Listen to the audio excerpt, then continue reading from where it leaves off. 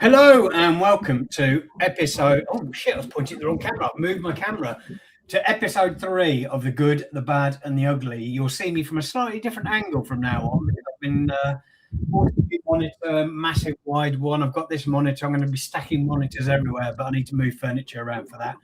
So for the time being, you'll be stuck with this angle. But we are back this week. We are missing one person. He will be joining us in the not too distant future, I hope. And before we move on, welcome everybody to the stream. We've got Hamez, as always. It is his show. He's just waking up. It's still dark. It's dark outside here because it's like a normal hour. It's the evening. It's dark there because it's the bloody middle of the night. The man is tuning in from Australia.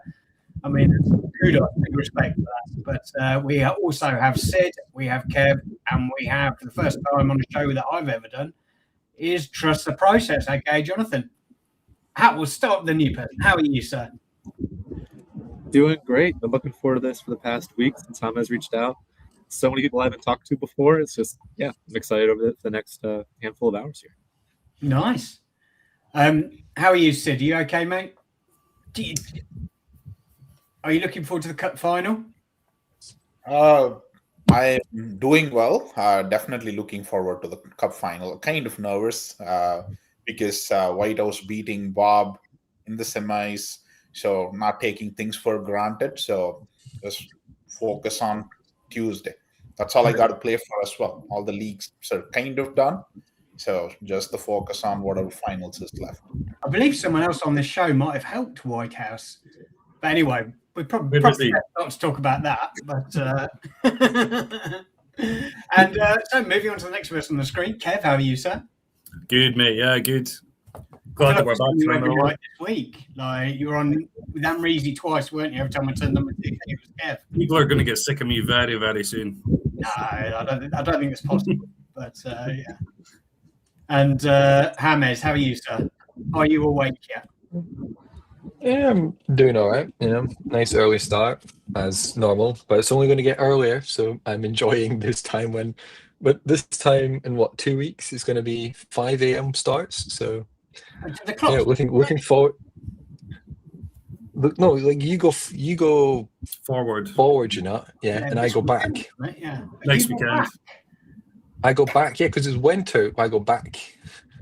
Bloody hell! Wow, so you're going to be 2 hours. It's going to be 9-hour difference. So your 7 p.m. will be 4 in the morning. So scumbags. Earlier, and then you can do it before you go to bed. At least you get a decent night's sleep then. Yeah, but that would. I mean, yeah, I'd be close to be able to do like a morning ramble. that's how bad the time difference is. Yeah, morning ramble show. Yeah, exactly. But then I can finally speak to Hoodwink. You've never done a show with him before? No, because he refuses to do them past like 2 p.m. UK time. Yeah, no, once he gets going, that's his mark time and pub time from sort of like 3 p.m. onwards. But he's not really sort of an evening stream. Although I'm sure he'll probably tune in and watch once Mark's gone to sleep and start hurling abuse in the chat. Which, before we go on, let's say hello to the people that are already in the chat. So we've got Man United Toby. Good evening. Good evening to you as well, sir. We have Risu in the chat. Who is playing good? Who is playing bad? And who's playing ugly? Well, it depends on the night of the week, doesn't it? But Andrew Q in there. Hello, and good to see you here. Trust, only Trust. They said hi everybody, but then only good to see you, Trust. So I don't know. And Dan's goodness. But I was thrust upon me earlier was the agenda which has been put together. We've gone all professional now. I blame Adam, big mistake last week doing it. Before that, we were just flying by the seats of our pants. But, I believe on the docket today to speak about is a GBU teams update. We've got first show with TTP on since delegation has been so it'd be good to find out about all of that sort of stuff. And Sid's match a manager with in real life Sir Alex Ferguson, Pep, Jose, Carlo, Johan Cruyff. But yeah, I'll let you chaps talk about that then. Hamez, take us away. Yeah, so it's the first, so the good, the bad, the ugly was basically just like a reworded way of team updates. Any of your teams doing well since like the half season? Any teams that you've got that are doing that have had a downturn would be the bad, and a mixed results team would sort of be the ugly, where you win, you lose, you draw, you win, you lose, you draw. No real consistency of what you're doing, and every day is kind of like a coin toss. So, I mean, the easiest one to probably ask would be Trust, because he's got that many clubs that at least one of them will be doing one of each. Like, Yeah. It's also one of those things where it's hard to keep track of all of them to know who's doing what whenever it's just quick, like, oh, by the way, this is the question. So I will say the ugly, we'll just say agency wide on some level, is for Cup, had some good teams progress to the next stage of the Cup out of the knockouts. However, the first round of the knockouts, 10 out of my 11 teams that progressed to the next round, 10 of my 11 best teams that progressed to that round, all got eliminated in the first round. And so it was just a rough start to the Cup. So it was good to see so many teams qualify, but yeah, it was a rough first round. It's been a tough second half of the season to start for Hamburg as well, as far as Diamond pursuits go. Only one win against Sao Paulo, which feels like a given, and one draw and then 4 losses. So I don't feel too good against Sid today, but we'll see what Ranjan put together. He was doing roster today. Otherwise, yeah, I mean, no complaints. Philly's looking good from what Bruce was managing. That's probably the good, is that both are still leading their leagues. Philly B could lock up. Bruce is looking after is nearly won the league, hasn't it? Yeah, the Philly B could lock up the league today, actually, for all intents and purposes, right? We'll be 4 games left, potentially 12-point lead, but with 43 goal differential positive compared to the next team. So just one more win, and that's all but locked up. It was a little maybe overpowered, but I'm tired of Philly B sitting in iron. So that's why we bring in the expert. I've enjoyed how overpowered they've been since I'm in that league with them. So yeah, that's been fun. Well, I did manage to get an overpowered team through last season because I was so focused on my teams across the wide gamut, and Bruce was not messing around this season. It's been fun to see Bruce doing well with it. So that's good. How many teams are you actually looking after yourself this season, Trust? Because you've got 125 clubs. I'm just guessing. No, that's actually pretty close. So I think I have 124 plus partial ownership in the Diamond Club. And so I'm overseeing, Ranjan and I are kind of going back and forth on tactics for Hamburg. But outside of that, I have, I think, 24 teams that I'm managing. But they're all teams that are projected for like bottom 3 spots in either Flint or Spark. And so it's more so about just rotations to get guys playing time. So I'm really only tactically adjusting Hamburg this season. It's been a good breath of fresh air, to be honest. Sounds pretty good. But talking about overpowered teams, we can move on to Sid. I just don't understand the complaining here at all. More power teams in the league, okay, but we did make it to the Cup finals, quite a few of them. But yeah, on a serious note, I'm having a phenomenal season so far. So I would put basically all of my teams into good, except for Galacticos league campaign alone, which probably goes into slightly bad. I was expecting a bit more out of the team. Again, still hoping for a strong finish. Yesterday's result didn't help, but I'm hoping for either a second or a third place. So we'll see. But 6 teams, all 6 of them, outside of Galacticos, the rest 5 are nearly done with the league campaign. All of them are going to get promoted with the league title as well. And out of those 5, 3 of them made it to the finals alongside of Galacticos, which will be playing in the Titans finals too. So 4 Cup finals for me to look forward to. So a strong, good rating from me for all the teams. And hopefully a couple of Cup titles in there as well, if things go to plan. Very nice. Very nice. Kev? How are the DGens and stuff going on? Yeah, it's been a really good season, I think. I wouldn't say I have much bad or ugly, to be honest. A lot of things are in the sort of good bracket. The best of the good would be my ice team, Chonk and Degens. So they're 7 wins in a row, top of the league, in the cup final. They're flying. Same with Duvel Devils, who I'm managing for Danny, LFC. So top of the league, in the cup final, flying with them. In Diamond's been amazing. 6 points clear of where I was last season, of my total points last season. And I play Sao Paulo tonight. So if I beat Sao Paulo, that should guarantee safety. So that's what I was after start of the season. So yeah, it's been a really good season. Really enjoying it. Bald Sherlock's doing well with the Ramble. They fell off a wee bit, but that's to be expected. Just with the strength of the teams in that league. And the Degens and Silver are sitting fourth, which is above expectations. So yeah, all the teams are doing really, really well, to be honest. Yeah, David?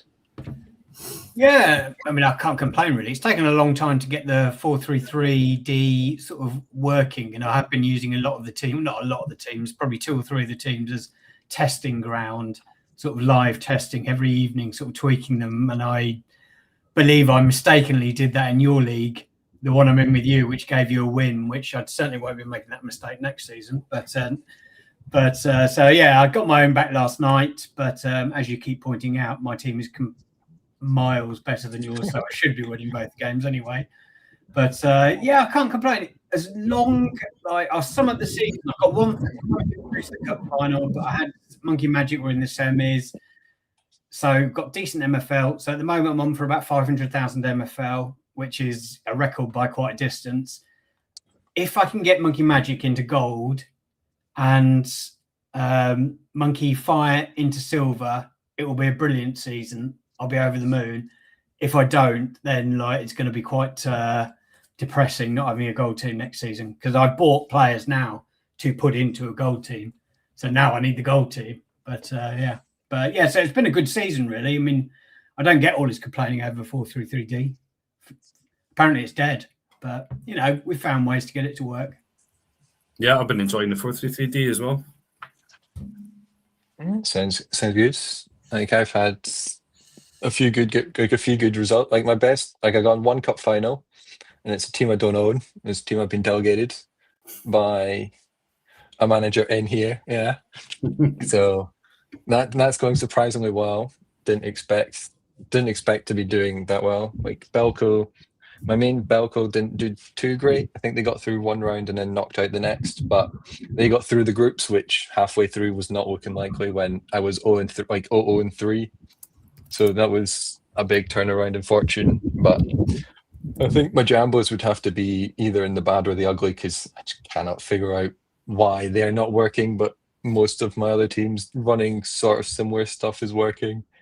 But I seem to just be losing and then winning. I won 1-0, lost one. I won 3 games in a row, 1-0, 2-0, 3-0, and then lost the 4th game 4-0. So by going by this is I'm either going to win 5-0 or get pumped 5-0. So it's not going to be it's going to be a 50-50 on which way that goes. But and you've been diversifying formations more, haven't you, this season? Well, a little bit, because I find it's like being so 4-3-3 sort of propaganda. It's actually quite useful because, as I'm saying, like in other ones, I think I said in Amreezy's one, or maybe it was off camera, that like when folk come up against like folk that change formation, they don't you have to try and sort of guess or set up how you want. Whereas I had one where I played SLD and I've played Ricky that both set up for a 4-3-3-A, and I slight tweaks, slight changes, and won both because they'd set up for what I wasn't running. So it has its benefits of a slight change is really unexpected, but I did it with Castle, and I've kind of knackered my rotations are now set in stone rather than optional, because I only have 3 center mids, and I played all 3 of them in one game. So rotation is now one guy's either going to die or one guy has to be off, because they're all old farts, so they don't really regenerate much energy. So we've got a few more people in the chat. got White House in there. Evening, lads. Congratulations on getting to the cup final. Beating Bob yesterday. We were speaking about a minute ago. Rory, hello, sir. Jimbo, Hoodwink. Here we go. He's got Mark in bed now. Big Mr. K, hello, sir. Who else? Solid Lard in there as well. And Jimbo says, trust. He said, can you turn the black and white camera filter off? There's no filter. I did look. I was like, I don't think I have a filter on. No, it's a very cloudy day here. I'm wearing a gray shirt and black hat. So, yeah. I guess not very colorful today. Reminds me of Scotland. It's like home. Oh, you're really selling that. Cloudy and depressing. I like cloudy and depressing. What can I say? Yeah. Well, then I suppose if that's sort of the team updates done, we can sort of move on to more like trust-based sort of topic of like delegation as a whole, because you might have been on Laird's show, I think, when like delegation had just come out, but now like you're half a season in. How are you finding it? Like, is there like what the like as like the title of the show? What are the good parts? What are sort of the bad parts that you'd want changed, or what are the ugly parts that you're like, why is that even there? Like, what's the point? Yeah, in general, I would say we'll start with the good. I've enjoyed not having to spend an hour every other night rotating teams. It's been nice to kind of sit back and relax, and I think just kind of breeze through them. The good, the medium, whatever we're calling that, the bad part, I think for me is it hasn't been as helpful, I don't think, as I was expecting from a results standpoint. Really, in general, teams are finishing as projected, and I was kind of hoping teams would be not finishing. They are currently in standings close to where they were projected, with only a couple outliers. And so I guess I was hoping to see that whatever they're projected at, some marginal increase from active management. But what they're not experiencing is active decrease from their pre-ranking. So what would help for me is if I did a case study prior season to see where they were projected, where they finished with my own management, to see if I was hurting or if I was just stagnating teams. Because, yeah, there have been a couple of times where I've reached out to a couple of managers saying, this is the ugly part probably. I've had one manager that just stopped managing, which bound to happen whenever you have so many people managing your clubs for you. But they didn't even tell me, and they actually just unassigned themselves from the team, which I didn't know you could do. So that was interesting. The other day I just checked. I was like, man, why isn't this team rotating? And then I saw there was no active manager. It happened for 3 clubs because they were managing 3 of them. So that was probably the ugly, and losing track of some level of progression and XP for those players. So I can't stay on top of everything for all these clubs, as far as, I don't know, game time usage and energy, or else at that point I might as well just done it myself in the first place. So yeah, I think next season I'm going to be probably delegating out less clubs than I did this season. Probably the ones that are still projected to do well, I'll still delegate to make sure that they actually get handled properly and done well. The difference will be the clubs that are projected 10th and below, I'll probably just manage myself because they're probably still going to get relegated either way or finish last either way. So I give up the rev share if I'm just going to finish last. So we'll see how things adjust. The system as a whole, though, I'm still a big fan. Initially I was against the 3-team limit, but I think now I'm more of a fan of the 3-team limit. Maybe going to 5 wouldn't be a bad slight increase. But I think I wouldn't want someone to be taking on 10 teams and then managing them poorly. And so I think it's some level of self-regulation. Protects me as someone that doesn't keep track of everyone else I'm delegating clubs to, how many clubs they get delegated. But yeah, we'll definitely have some teams I'm bringing back for the same people to delegate to. But sometimes for some of them, I'll switch it up. Those that kind of did well with a little, I'll give a little bit more to. And those that need maybe or want some redemption for their poor performance this season, I might give them just a lower level team and see if they can do better from there. So I think to one of your points there, Trust, if someone leaves your club, you should get a notification that they've left, you know? Yeah. Or To be totally something. fair, to be totally fair, I have 24,685 inbox notifications. There may have been a notification sent to me saying this person left, but there's no I'm ever going to see that. Right. Yeah. Maybe a way that you could categorize the, like, you know, if you could categorize like manager changes and stuff like that as like grade 1, and they would all to the top of the thing, that would be quite useful for notifications.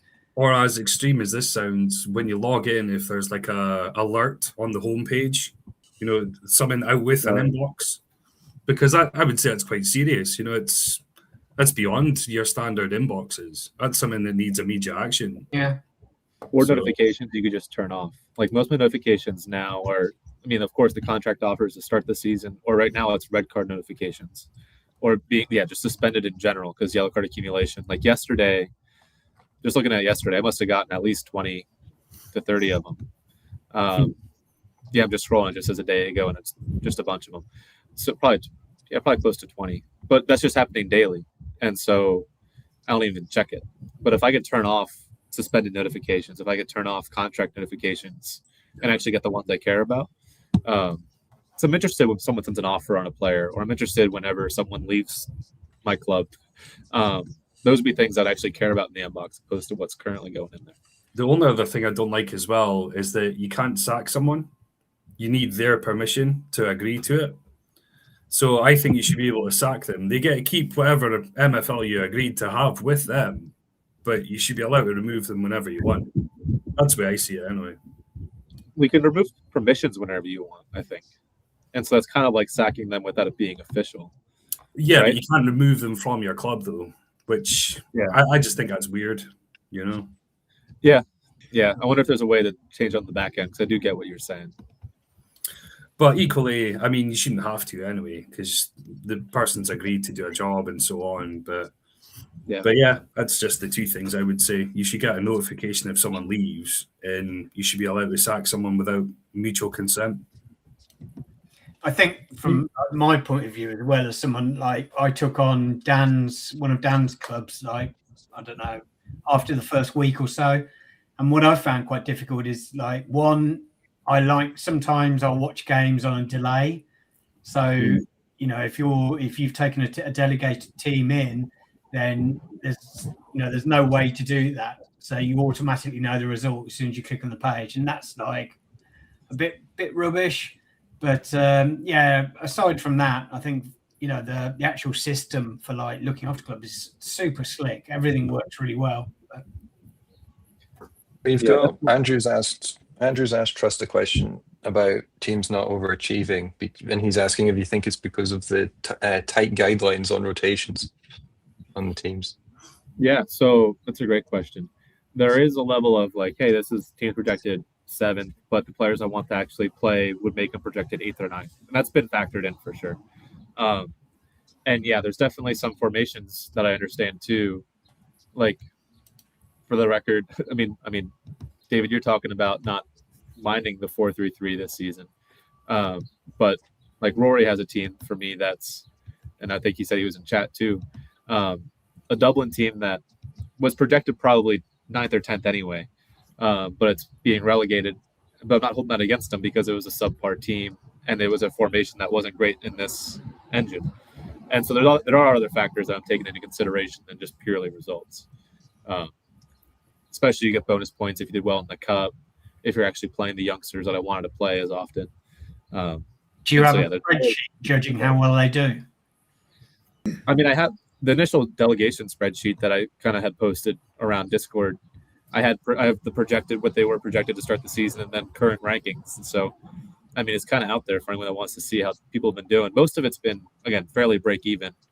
That's just I didn't make another spreadsheet. Maybe I should make it more private, but also you can view it as people that want to work on my clubs can use it as training grounds or prove it grounds for other managers that want to manage high level clubs for. So I'm also not paying the most compared to some managers that are paying more of a rev share than I'm paying. And so, yeah, that's also understandable at the same time.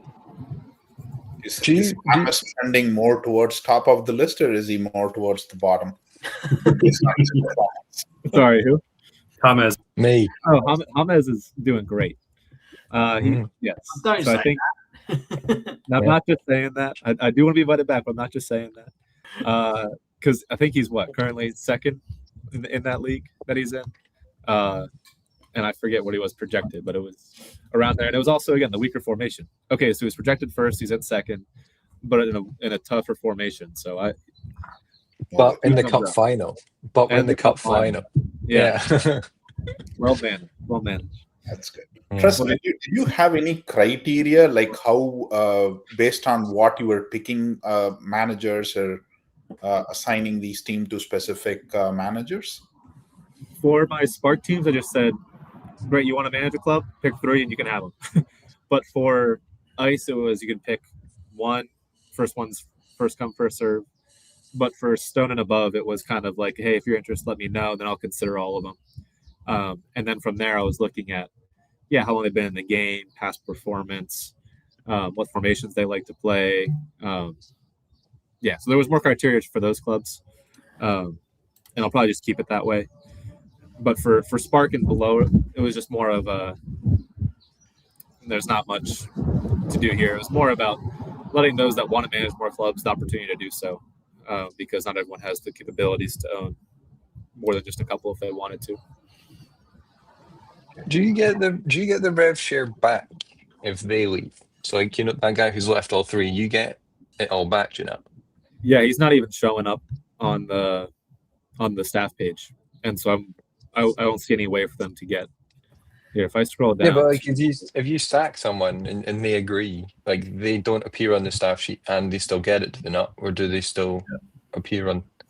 No, I think if you sack them and they agree and they have no more, they're not on the staff page anymore. Like this one team that was being managed by that individual now says total rev share 0% used, and so they just get nothing at this point. Yeah. I mean that makes. I mean that's a bonus in a way for you. Like it's like I wish you get that back, wherever it was. Yeah, they're pretty not great teams anyway, so I can understand the frustration. But he was someone that one of the few managers I let bring on their own players for a couple of positions because I was short in that position anyway, and so it's kind of a little deterred from future conversations like that. I wonder if that is the way then, like you said, Trust, about removing permissions. Maybe that is the way to sack them, but they keep the MFL. Yeah, because that was the way the MFL painted it. They said, you can get rid of someone, but they get to keep the MFL. But you're right. Maybe if you remove them from the club, they don't get any at all. I don't know because I haven't went through it yet. Yeah. No, that's the thing is you can change permissions. From what I understand, I haven't done it yet for anybody. If I just go into here, I mean, you can go and hit edit, change permissions. So you can give them no permissions at all. Yeah, they still sit there on the staff page, but they have nothing they can do. Is the way to just do that. Okay. But, I've had a couple people I've reached out to being like, "Hey, so energy levels getting low. Didn't know what your plans were there." But overall, it's been largely successful for the managers I had managing clubs. Mm-hmm. Yeah, and it allowed you to focus on Diamond. I'm trying to. Not focusing too well right now, it seems like, but it's been one of those seasons. It's been fun to be able to compete, to focus on tactics in Diamond, get some surprise wins. It's going to be a uphill battle, I think, to stay up at this point. Right now, I think our best hope is trying to stay in 9th, but we'll see if Yoga Benito catches us because they got Sao Paulo still coming up, and Roma. I mean, they could surprise and come back a couple of games too. So. Our point differential is pretty bad because we only beat Sao Paulo 7 and 8-0, opposed to actually 7 and 6-0, opposed to those that won by double digits. But which we've spoken about on this before, and we don't agree is fair, but it is what it is, isn't it? So it is what it is. I mean, and we chose to make that decision too, where we rotated, where some people were getting high point diffs because they're playing their best guys. We rested our right backs and left backs and right mid and left mid because we only have one of each. For those games and played center backs at right back and left back in a 4-2-2-2. And so it was a strategy decision to try to make ourselves better for future games than it was to just pound Sao Paulo into the ground even more. Yeah. But you were Okay, fortunate to even have that decision, unlike you, Kev, where you had to play him earlier in the year, and it was still a strong side at that point. But yeah, I was very unlucky with the fixture list, which is funny because when it came out, I thought, that's a boost. I've got the weakest team in the league first. So I actually thought it was a good thing. But no, just the way it all transpired when Brian sold it, obviously. Yeah, unlucky for me with the goal difference, but hopefully I can make up with that tonight when I play them. And we have each other final game of the season. yeah, hopefully you can rest some guys for being tired for the whole season at that point, right? You're all locked up, No, just kidding. Yeah, we have you last, and the big game I think towards our end is going to be against Roma. Yeah, that was interesting that Yoga beat them 3-2. I think maybe a draw would have been a good result for you, or maybe even a Roma win. So yeah. A Roma win would just basically say, hey, yeah, we need to beat them anyway to do well. Yoga winning that game definitely hurt a little bit. We've lost to Yoga, I think, twice, and so that's been tough on us. So if they beat us, it's kind of been deserved. But yeah, we'll see. We're excited just to be alive. I mean, last time I've been in Diamond, the last 2 times, it's been one with a farm club and one with a Hamburg club that I was not great at managing.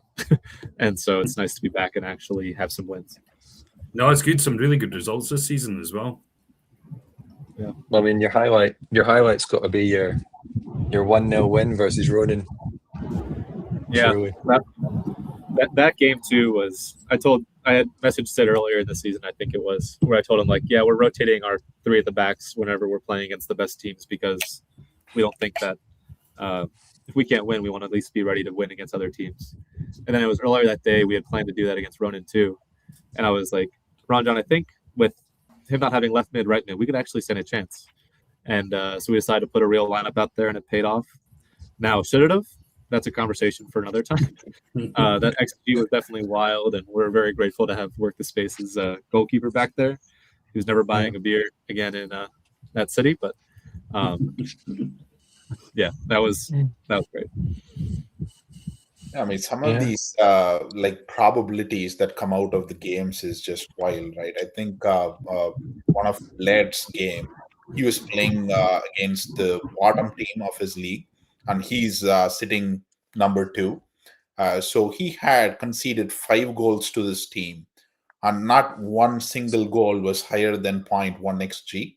So everything was 0.03 to 0.07, and he'd conceded 5. We looked up the probability of that happening, and it was like 1 in 40,000.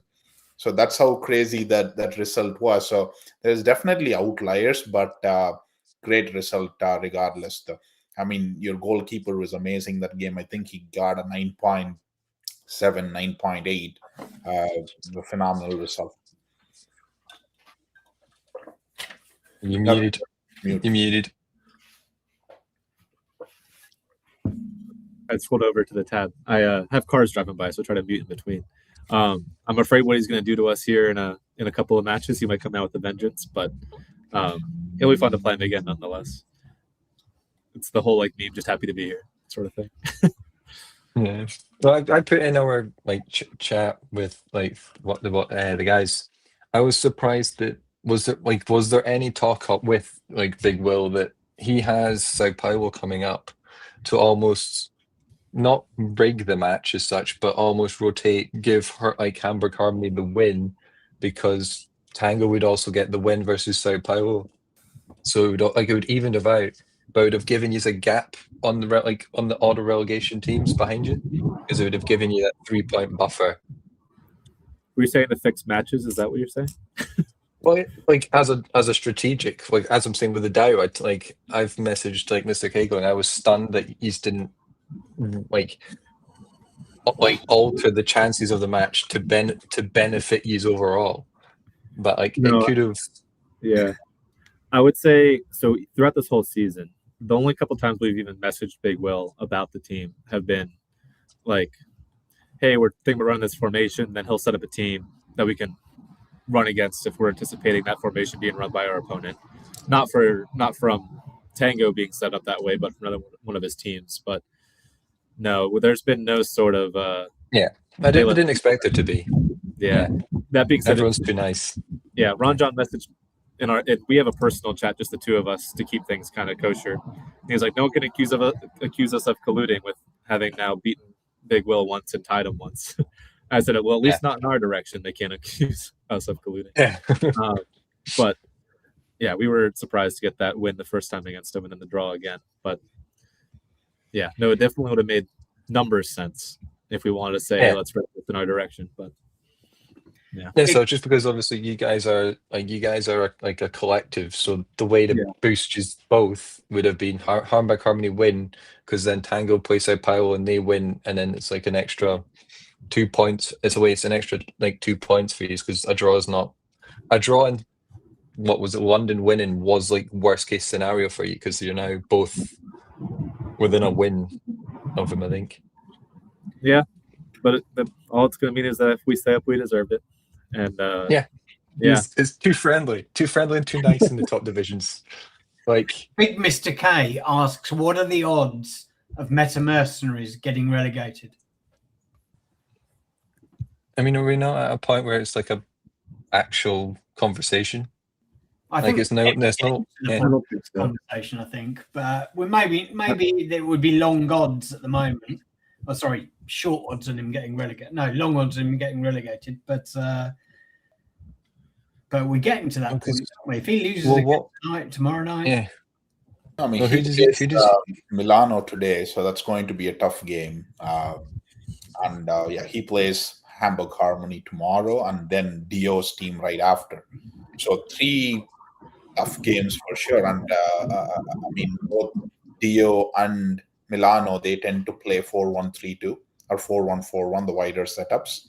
And I believe Hamburg plays the same predominantly. So, I mean, if he loses 2 of those 3 games, then it could be a sweaty finish for Ronan for sure. Not ruling it out. He might be in the relegation playoff. I don't think he gets relegated. That could be like the worst case scenario. He finishes 9th. But depends on these next 3 games, which are looking tasty. What does really help him is his goal differential.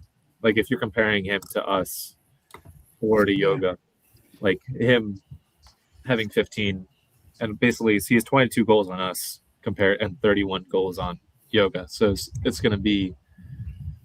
I think it's going to take a lot. I don't think he's in any real position of concern, but maybe that's just me being a little pessimistic about our odds. Plus, even if that was to happen, his plat team's looking good, so you might get them promoted. So, or imagine he faces himself in the playoff. In the playoff. Yeah. So Meta Mercenaries would stay up.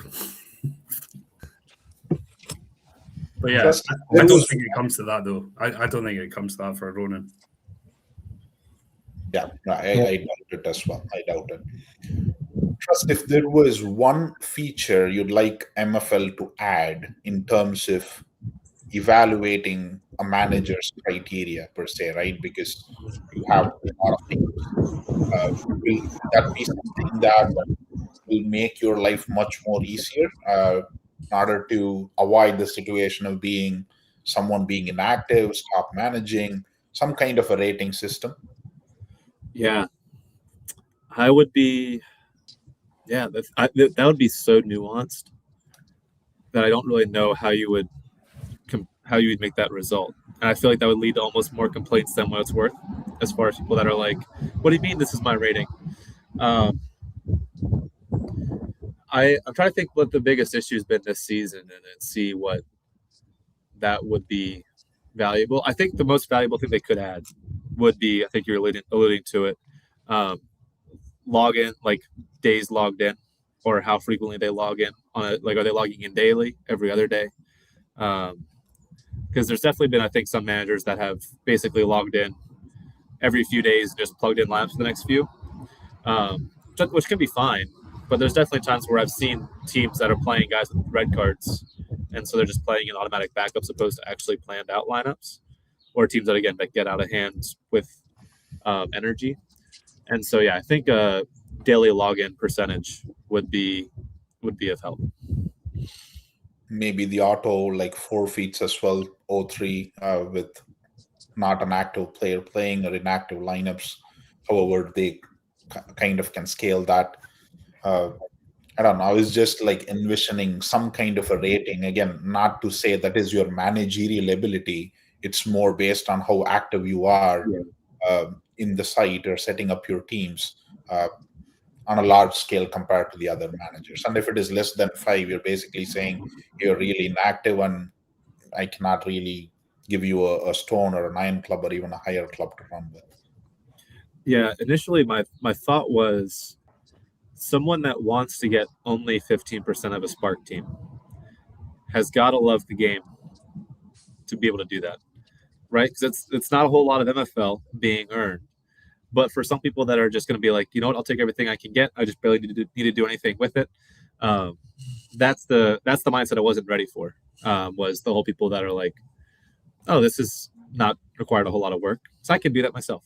So yeah, I like the active, how much they log in, and yeah, I mean, if they have any history of forfeiting games due to energy levels, that would just be an automatic decline in my book for who I would consider. So yeah, if they have a way of showing that, that'd be helpful. But I didn't even consider that because I was just hoping that wouldn't even be a possibility. But yeah, I like the idea of adding that. I mean, they have it for active user, like when they were last active for the scouting page, so it wouldn't be that difficult, I don't think, to track or add. And maybe give grace have it only be during the season. Like, cause I think there can be some grace whenever it's the off season if their team's already established. But percentage of days logged in during the season would be a good stat. You've got SLD in the chat that's suggested almost having like would almost like objectives be useful for you, where you give someone a say you set targets, so you give them like 15%. If they finish, say your target's 6, if they finish 5th, that can maybe go up to 17.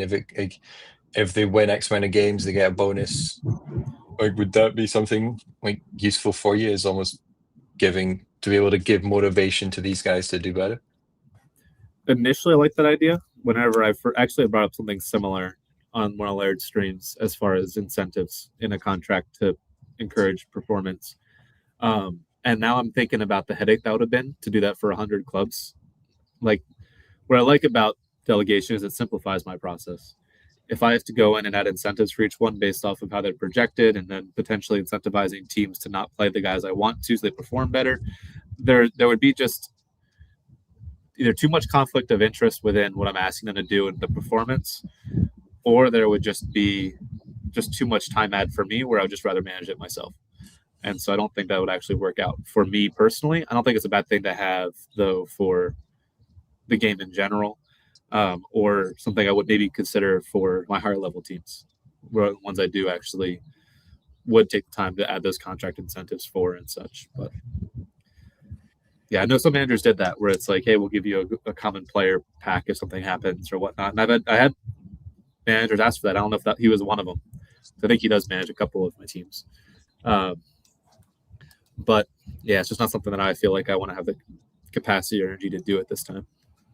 Yeah, so that might be something more like smaller managers, but still big agency like club wise could do. When if you've only got 20 clubs, it's obviously like easier to sort of do the incentives and stuff. I guess the only way that's viable for you, Trust, is if you could do it as like a blanket. So set it for all clubs at once, just sort of a couple of clicks. You know, so like an extra 5% if you win a cup or whatever it may be. That would only work if you could do it for all at the same time, really, wouldn't it? Yeah, but then you're going to get some managers that are given a team that's projected 10th and then feel like they got shafted, for lack of better phrasing, in that. However, that still happens in the current setup, right? If I'm given a flat 15%, those that have better clubs are getting more MFL than those that don't.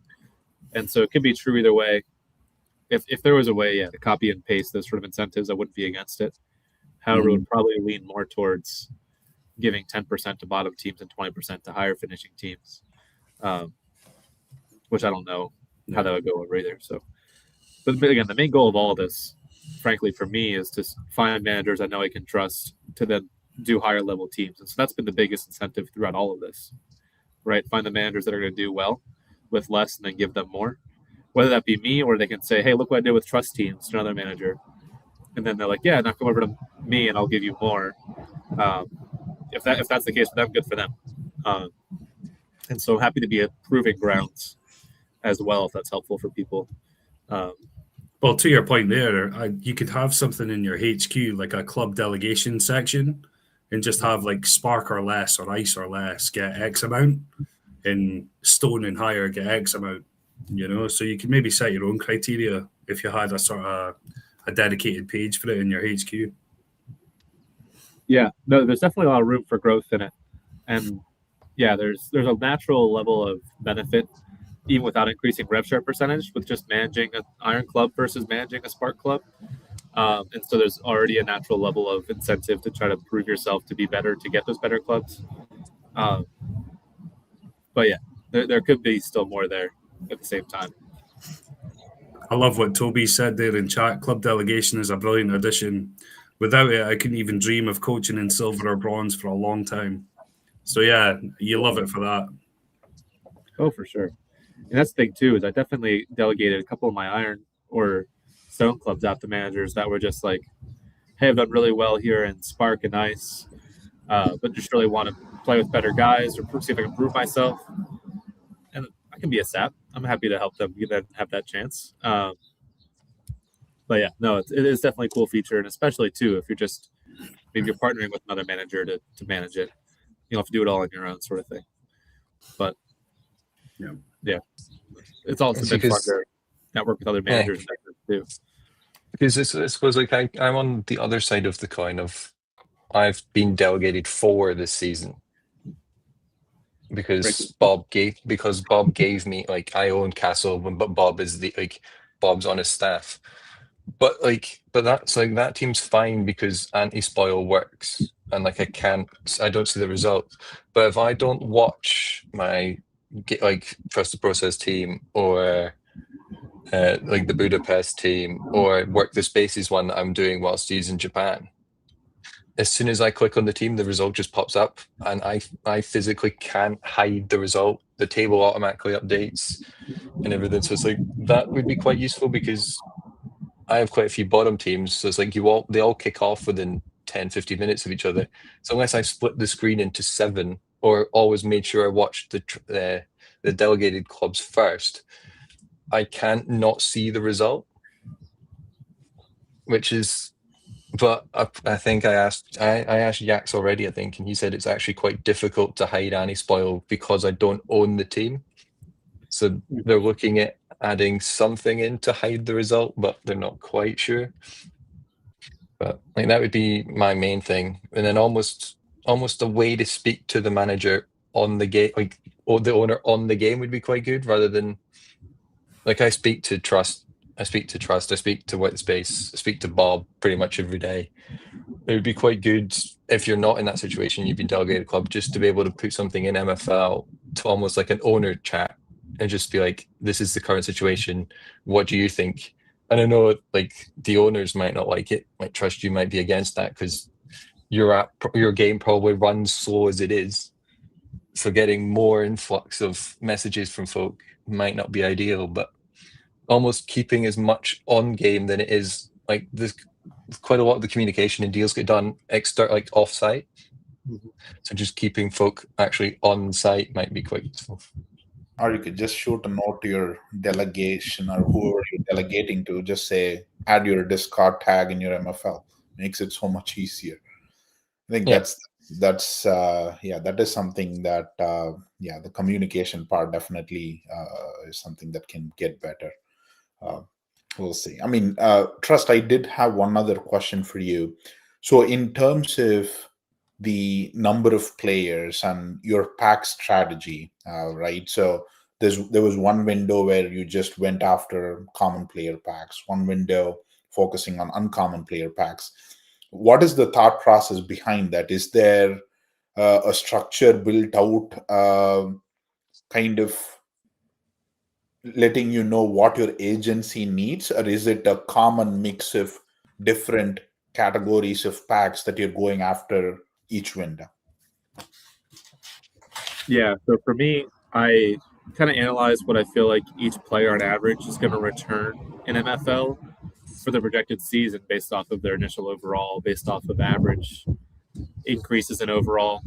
Um, and so for me, common players are the only players that I feel like have a inherent positive ROI from the pack opening standpoint.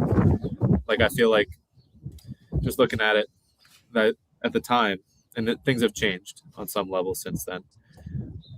But I value players close to like common players at around that are 22, 23 years old. At the time, it was like $2 at the time. Now it's like $1.75, $1.50, depending on the player on average. Based off of the MFL, I think they can generate in their career. And so from an MFL to dollar ratio, it was just a matter of this is the best way I believe to return MFL in the future that I can then be sustainable in this game. Outside of that, I mean, my predominant focus has been either 85, 89 or regular standard Lego player packs or commons. Like it's just bookends because I feel like that's where the best value is. I think that there's very little value in opening up like uncommon players. Like, and this is just for me personally. If we set an average common player, 23, 22 years old, 69 rated, right in the middle, right? You're paying 10,000 MFL for that, which could be however much you want to value MFL at. If we say 10,000, if we just say 425 MFL, sorry, I'm about to nerd out because I'm a numbers guy. 10,000 MFL, 425. That's you're spending. Oh, I did that backwards. No, I didn't. 425. You're spending about $23 to $24 worth of MFL value on that player. Whenever I think they're going to return about $6 worth of MFL throughout their career on average. And so I just think that's terrible value. And so you'll never see me get an uncommon player pack, at least with how things are currently structured with the current player environment before retirees start. When retirees start, things might change. I try to evaluate every season where things are currently at. Long-winded answer, but that's kind of it's definitely more nuanced than just I love ripping packs. I do love ripping packs, but I also feel like there's a good reason behind it as well. If that answers your question. Oh, it does. It does. Very interesting. Oh, very interesting perspective for sure. Are you taking into account the progression as well? So the example you stated, right? The 69 rated player, the $6 or $8 return, is that assuming that he's going to stay 69 or 70 throughout his career? Or is there an growth curve that you're taking into consideration as well? Based off of what was the white paper and what's now something else, maybe, I don't know. Whatever they rebuilt it, the average progression I used was 5 overall increase throughout their career, based off of just looking at that grid. Someone could tell me if they feel like it's different. And so I have different buy and sell numbers as well, as far as like what I feel like I want to sell someone at versus buy someone at, kind of like a market, not financial advice. But yeah, overall, I feel like they're going to increase basically an overall every other season. If you say a player is packed between ages on average 22 and 23, they retire between 32, 34. If they go for 5 overall, it's about an overall every other season. And so I also do project increased earnings for that player every season. Very nice. Yeah. Well, and then the next topic is, I mean, it said if you want to sort of take charge, it's the one you wanted to do of we're going to discuss like an IRL manager and stick it on an MFL manager. So now we should talk about Arrigo Sachi as Brian shows up. Yeah. No, I mean, in this section, this is just a fun section that we wanted to kind of add and see how it works out, right? So we wanted to pick one IRL manager every episode and just get everyone's thoughts on whose play style or whose style of managing matches the IRL manager. So it'll be one random IRL manager coming up on screen. Hopefully David can show. It is live now. Yeah. So we have Lucho Enrique, so our current PSG manager, current Champions League holder, won it 2 times. So just wanted to hear everyone's thoughts on who's the MFL manager who resembles his style of management. Because it's got to be someone near the top, because has he not only done Barcelona? I mean, the only team I know is Barcelona and PSG, so he's successful, but at the top level. So I'm thinking more for tactical prowess. Yeah. Someone that wins leagues with overpowered teams, eh? I have I have my thoughts already. You can say teams. He's managed Spain national team as well. I think it was a rather short stint, but I mean, highly successful with Barcelona. I'm sure everyone remembers the front trio, MSN, that was under Lucho. PSG last season with, I believe they won the sextuple. I think they did. So, yeah.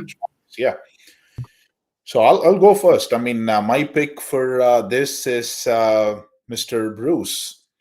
A couple of reasons why. 4-3-3 is his primary prowess, and I've never seen anyone use a 4-3-3 as effective as Bruce does. Sorry, David, but he's one who has kind of under par teams. He's been in my bronze league last season. He was chasing me down in my silver league this season. He was projected like 7th or 8th. He's sitting number 2.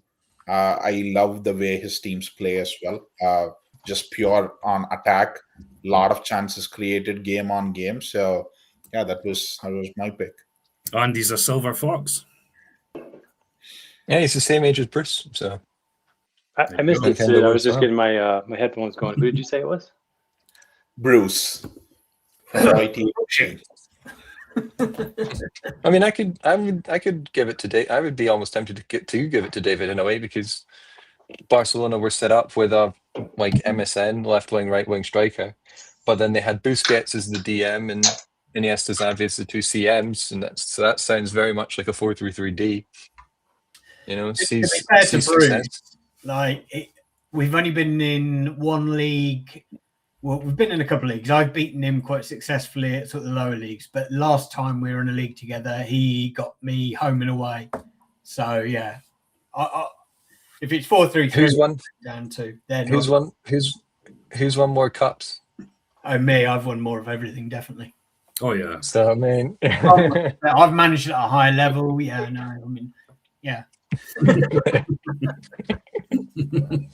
But how flexible is Enrique? Tactical, is he always 4-3-3, or has he tactical flexibility? Yeah, I think with Barcelona he was. Yeah, Barcelona was, PSG, Spain. I think he's always been 4-3-3. Who else plays 4-3-3 religiously at the top? Is there anybody else that plays that? I'm trying to think if there anyone else. Well, Dio usually plays a lot of 4-3-3, so I was thinking of Dio's team. Yeah. He's mixing it up a little bit this season, but because you would have had XVIX as well. He was 4-3-3 attack, but he's binned that off and put wide mids in. So yeah, Dio was close as well. I mean, he again has been using 4-3-3. The one reason I had Bruce over Dio is even when the world is going down, Bruce is stuck to 4-3-3. Dio switched into the 4-1-3-2, and Bruce is still running the 4-3-3-D. So that was one primary reason. And Dio's 4-3-3 has been amazing as well over the last few seasons. And then does Dio not get not discrediting Dio, but isn't that the one Mr. K is working with? So yeah. Or is that not? Yeah. So a little bit of the tactical side is also coming with Mr. K. So whereas Bruce and David are, one man armies in a way. I mean, they might speak more, but I'm leaning towards David to give him his flowers, because successful 4-3-3-D Stan, even though he sometimes loses to weaker sides. Not naming any, but I think maybe by the fact that I played. a common winger against Sid last season. That's probably like, that's why I haven't got his vote, I would say. Not common, uncommon, wasn't it? Like I had to rotate and I was playing crappy cards in a bronze league last season. But David, Who do you think? I'm sorry. No, I was just gonna say David loses out when it comes to mind games. It's easy to kind of confuse him. I confuse myself. I overthink things. Yeah, I completely agree. Yeah. So we're going with like a mix of Dio, Bruce, and David. Like a mix of the three. Yeah. Brian, you agree? Yeah, I was going to say, I don't know if I was going to say White House, but is that Bruce? That's he loves White a 43. I mean, that's been the toughest. I've scrimmaged them a lot this season, only because they seem to be successful with the 4-3-3-D, and I don't know how, because I've tried everything and I cannot get it to work. I believe David and Bruce are behind a lot of that as well. But White House is... I have spoken to him about it, yeah. I think Bruce has as well, but I don't know exactly how White House has been playing it, so I don't know whether he's using bits of everything. But that's what I think he does. I think he just asks everyone for their opinions and just puts it all together and just tests and tests and tests. So fair play to him. But he's doing well, whatever. So I mean, it's incredible to get to, a Titans Cup final with a non-meta formation this season. I know that he hasn't played it in every game, but I think that's an incredible achievement. Yeah, totally agree.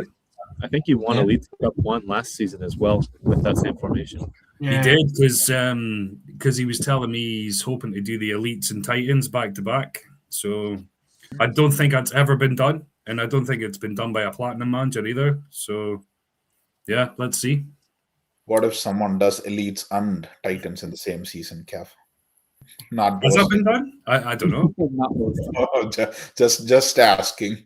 No, I mean, it can't be done with two separate teams, but he's obviously got you standing in the way, Sid. So yeah, he's got a bloody tough game on Tuesday. That's for sure. Kev, you'll be selfishly wanting White House to win, You get 6% of White wins. Don't drop Kevin it even more. Good catch. There's not even a fence for my response. Yeah, I mean, no, as I said to White House, I don't want anything to do with that game. He's taking me on board so I can help with Platinum. So, yeah, there he goes. He's in the chat just now. So I just want to help him in the league, and that's it. Because you put, when Bob lost, you put like the sad face to Bob, but secretly you're like... pretend face mask. Yeah. To be honest, we've all seen the stats in that game. I'm still amazed that Bob didn't win that game, but... It is what it is. It's a cup game, It is a bit. I mean, congratulations to White House. We've already said it, but it's a bit sad for Bob. I was really hoping you would do the double this year. But there you go. White House is confirming. Kev didn't help in the cup. Yeah, but you've paid to say that, haven't you? You've given 1% back just for him to post that in the chat. It's the 6% loss. That was super impressive, though. I mean, huge upset. But as soon as I saw that 5-3-2, I thought, you never know. Yeah, 5-3-2 is one of the setups that is closest to 4-1-3-1-2 in terms of the overall meta, and he used it really well. I did catch up on the highlights. I mean, there were quite a few chances for Bob, but the way he set up, I think there were 2 or 3 offside goals that were scored. So yeah, his setup was really robust. It was. So, well deserved. Hard luck, Bob, but well deserved getting into the finals. Well, Bob's got a nice, comfy diamond title waiting for him, so it's not all bad. Might go invincible. Yeah. How many is there? 5 games left, isn't there? 5 games. 15? 5 games, and he's 15 points clear, and about. He could win it tonight, then. Yep, win it tonight. Oh, he needs one as well. Okay, yeah. Is it 12 points to get the most ever? I think is it 61 the most points ever, or 62? Wow. If he beats Dio, it's over. But I think it's over anyway. You know, Yeah. It's a matter of time. Bob just needs 1 point, and he's already 50 goals clear in differential as well. Yeah. So It's pretty much ridiculous already season. over. Yeah. But then, yeah, so I mean, if we move on to the next part, it's sort of focusing now. I mean, it's a bit early, but focusing on like next season's plans and of any teams of like, because Sid's got teams getting promoted. Obviously, Brian's looking like he's going to get promoted and get the top step. Like, is there any plans on pushing for back-to-back promotions, or like trust you've got a hell of a lot of teams? Like, if Bruce gets promoted, what is the aim to just keep going up, or you kind of, I don't know who wants to start, but kind of next season's plans? I can go. So yeah, I mean, we started working on some transfer targets already. Gotten 2 or 3 signings in place, and yeah, I mean, the hope is Brian will be running that squad in Diamond. So I want to make sure he has all the tools he needs, and Kev has all the support that he needs as well to keep it up and to effectively fight for a mid-table or even a higher finish. Again, we don't want any games to be like one-sided or lopsided. So definitely want to give the right tools to be able to compete against the likes of Ronan, Bob, myself, everyone in the league. So that's the plan. Signings wise, yeah, I think there are 3 or 4 more players who are missing right now, or we're trying to get a couple of loan deals or purchases in place as well. Plenty of time to go, and hopefully a little bit more MFL return to make that happen. So a second or third place finish in Diamond would enhance that, but yeah, we'll see. Fingers crossed. And a Titans Cup win, eh? I didn't want to jinx myself, but that is yes. Yeah, no, Brian, good you want to go? stuff. Or sorry, Brian, you want to go because you're the Yeah, Brian, newest member. Yeah, I think so. Managing, one of Sid's teams, not. I think we've been chatting, kind of thinking about not getting too far ahead. I still got to clinch it, right? We're not there yet. But I'm starting to think it could be today if it goes well. But yeah, but definitely starting to think about the team for next season, what it might look like in Diamond. So yeah, I think same as Sid. Hopefully things go well. Finish this last few games, move up, and it'd be nice to do kind of more of a aim for a mid-table or higher team. Nice thing with Amigos this season was I had a team that previously with Sao Paulo, I felt like I always had kind of a mid-lower quality team. So it was just scrapping just to stay up was the goal, right? Amigos, I've got a little bit of a stronger team near the top, so it's been fun. I've been able to actually score some goals. I think the most I scored in a season prior to this recently was like 21 goals. So I'm already at 40 something this season. So it's been fun. Actually going for it, not totally packing in defense. So it won't be as open next season, but definitely hoping can be competing for one of those upper game spots and hopefully keep scoring more goals and having fun. So, doing that, and then we'll see what else. I'm managing Bob's bronze team, so that's been fun. I picked up an ice team, so I haven't had a lower division team in quite some time. So that's been fun to manage on my own. So, hopefully we can bring that team up and go from there. I wonder if you're going to get an offer for a gold side as well. It looks like there might be some gold teams across the Dow to manage. So, I think after last season, I never really managed more than one team. Frustrating season last season. I was going to try to take a step back and maybe even manage maybe just one lower division team. Now I had 3 teams, so I ended up with a lot more planning every night than I thought I'd have. But it's been game engine was frustrating last season. I think there was still big changes this season. You'd like to see it be a little more stable, but at least in this case, they've got more the way of my team. So it's been fun. Yeah. Well, I'll go next. So yeah, I'm finding it hard to sort of plan for next season because a lot of my teams are in the sort of top 3. So we're either going to win the league or be in the playoffs. So I don't know what leagues most of my teams will be in is the thing. So that's going to be tricky. I was considering a silver push to gold with the degens, but I don't know because I've got quite a lot of players retiring as well. So try to decide on that. As we just said, we're planning the diamond side for next season, and then the Ramble. We need to speak to Mr. Monkey about that and see what our plans are for that next season. I'm assuming we're maybe going to delegate it out again.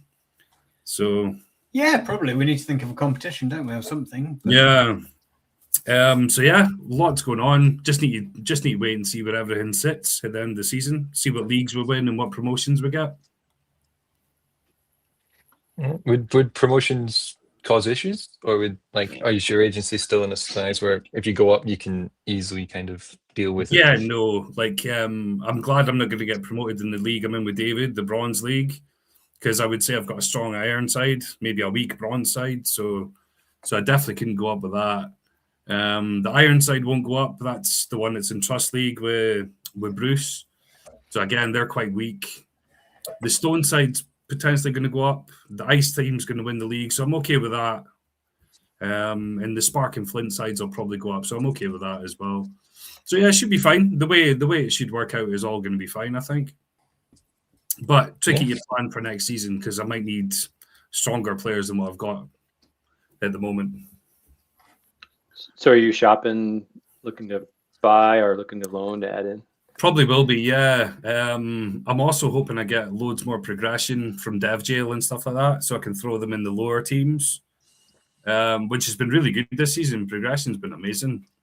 So, but I also did well by buying a few high progressing players for it to be amazing.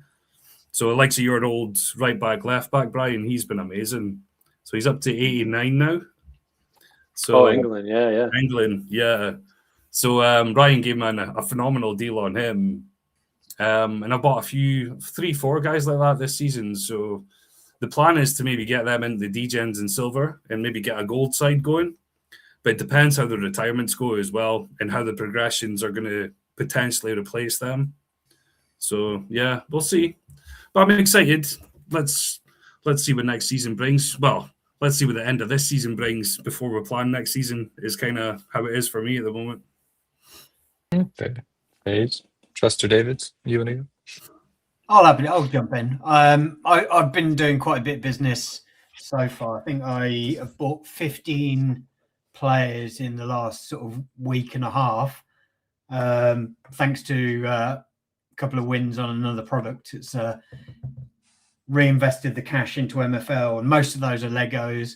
They are on the older side, but my strategy over the past couple of seasons has been buy rare reward packs, populate the top end of the gallery with older guys that are buying slightly cheaper, and then hopefully the rare guys will eventually catch up. And I reckon I've probably got another 2 or 3 seasons of buying older guys at the top before the rares, which have already started to turn into Legos, eventually start to catch up. So yeah, I think I'll probably get between 8 and 10 rare packs, reward packs. So that'll be 8 or 10 players there.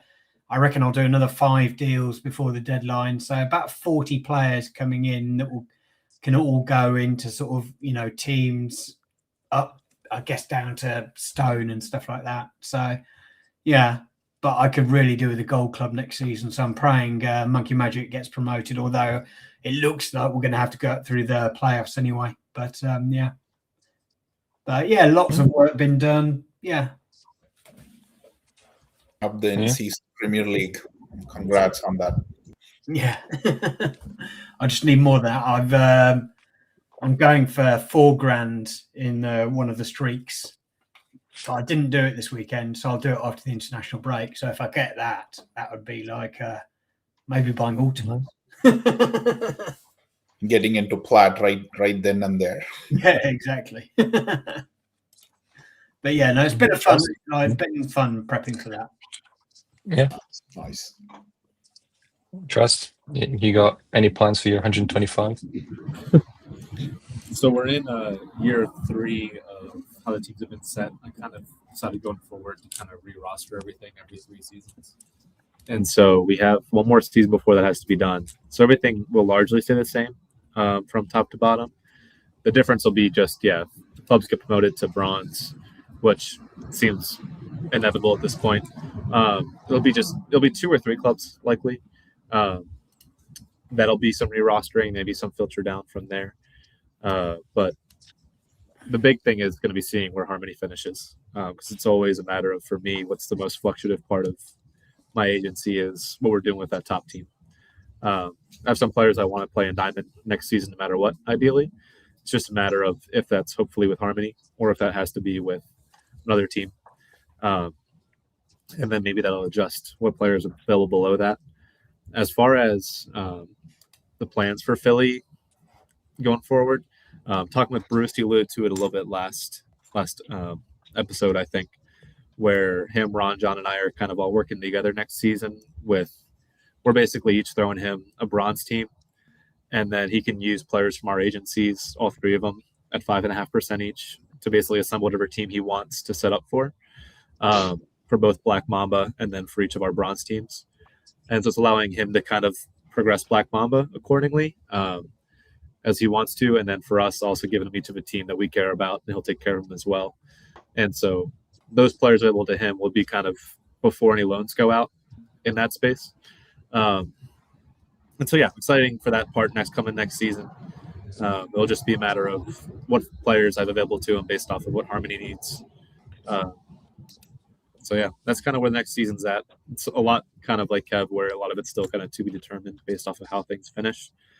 But I don't know for sure if Bruce will be taking Philly B and Philly A, one with the Ron John partnership and one just as he's doing it this season, or if I'll take over one of the Philly teams. But we'll see. I'm excited for next season. I did have a little message to Ron John the other day where I was like, as much as I want to stay up here in Diamond this season, I'm kind of ready for this season to be over. There's a level of, as Hamez has alluded to, the ping pong that's been driving me crazy a little bit. Like the goals, you just feel like you just can't stop no matter what defense you kind of put into place. But in general, it's been good. And so excited for the last 5 games here, and we'll see how the season ends. But also excited for a new engine to kind of analyze things differently. It's exciting. I'm not looking forward to playing Black Mamba at all next season. So he's kind of followed me since I think Iron, Bronze, now Silver. He's looking good to get promoted into Gold as well. So which of my teams were you with last season? So what was it? Monkey Fire or Monkey King? It was Monkey Fire, wasn't it? I think. Yeah. So if they get promoted, they're first at the moment. So I'm sort of hoping. Yeah, so I'm hoping you and Bruce both get promoted then if he's going to have a really OP team next season. Yeah, it'll be a fight or tussle between 2 OP teams in Gold next season. So looking forward to that. Yeah.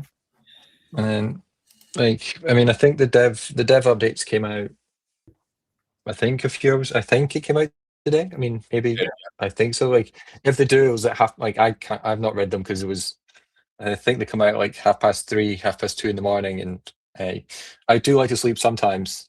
Although you guys put me to work, but like if you've listened to Yorkshire Tees one, there's obviously the part. Like I feel a little bit justified because they have said it was some things have been reduced because they were too accurate.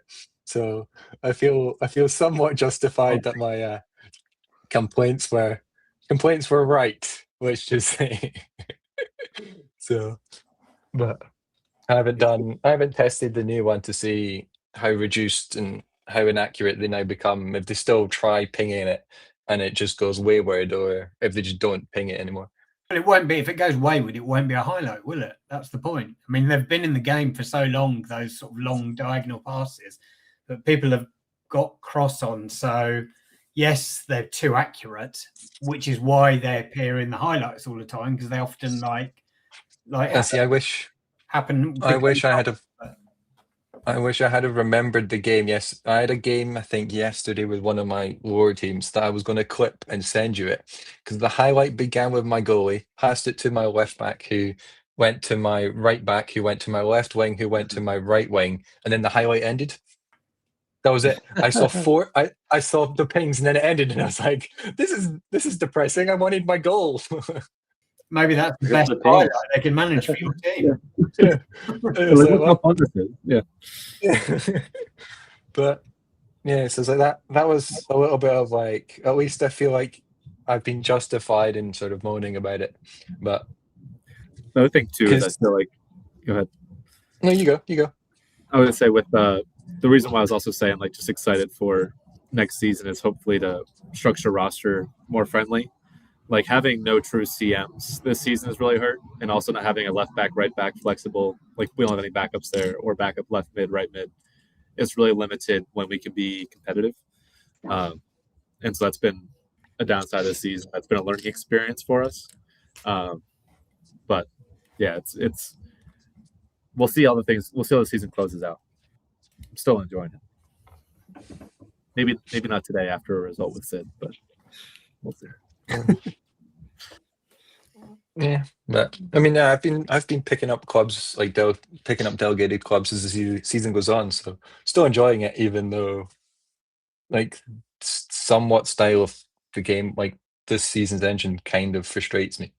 But like it's still like I got a good core. Just only a week and a bit to go, and then it all changes.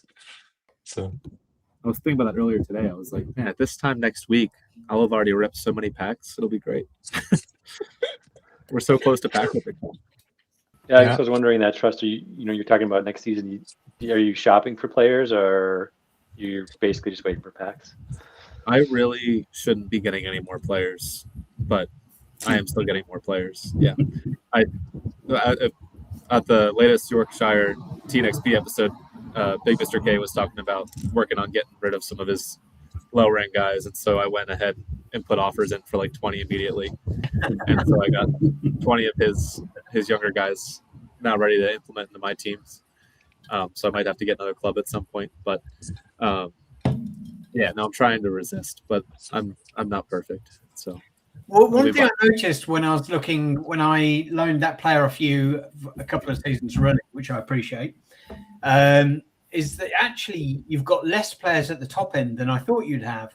Like if you go to Big Wilbert's gallery, it's real sort of Lego centric and like strong rares and stuff like that. Whereas yours is more from like the bottom up until you've obviously still got some great cards, but there's less. So have you found it more difficult trying to populate diamond teams, and when the players go up to when Bruce gets up to sort of gold and stuff like that? If I was a better manager and the clubs I got at silver and gold were still in silver and gold, I might have more of an issue. But the fact that my agency is just the diamond team I co-own, so I'm only obligated to fill a third of the roster spots, and then iron teams. Yeah. As you experienced, a lot of my players that are Lego on up really get loaned out. And so I'm not really stuck for needing certain players. It's just they all get spread out, which has been fine by me. I mean, I enjoy being able to track different multiple high-level teams and have different rooting interests. But that being said, I am excited to see what Bruce puts together for Black Mamba next season, and the kind of plan we developed. I'm excited for, where it's wherever you pull them from doesn't matter, but each player gets 5.5%. And so it's going to be like if you contribute more players, you get more ref share.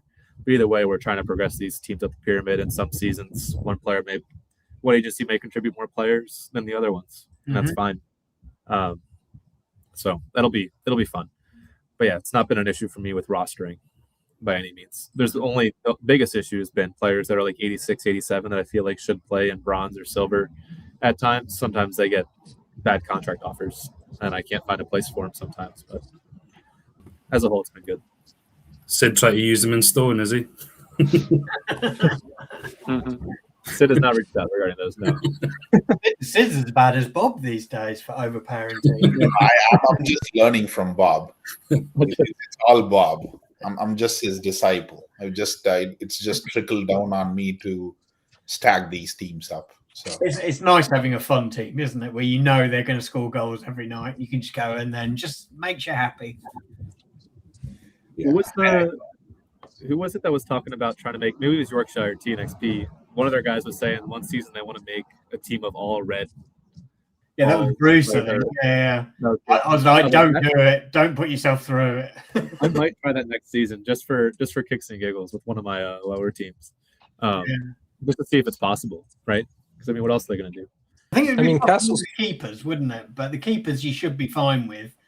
But the outfield players, I don't know. It'd be good. It'd be a fun challenge anyway. It'd be a fun Castle- experiment. Yeah, Castle must be close. Like if you go through Castle's lineup, there's a lot of reds, a lot of oranges, and like a few. Like the ages, I've got one 20-year-old, and then it goes from like 20, 22, 29, 32, 33, 34, 35. So there's very much an OAP with a youngster. So There's a big difference, though, isn't there, between an orange and a red, especially if that red has got low physical. It's like, you'll struggle to get 10 games out of him in the lower division.